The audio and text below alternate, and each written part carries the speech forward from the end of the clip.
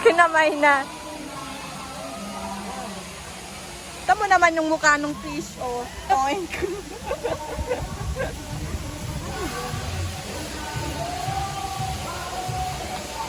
Dagdagan mo pa dito konti sa...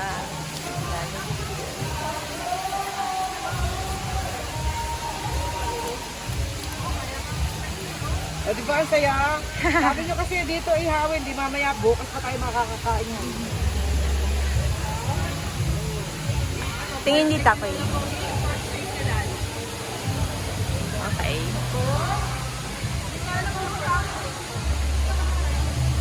Ligo na kayo.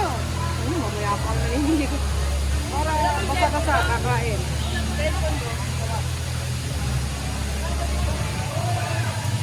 Saan ang hugasan dyan ako? Noon po. Ang hugasan mo eh, yung ano eh. May piniling pork chop si Shasha kanina. Saan nga yun? Dalang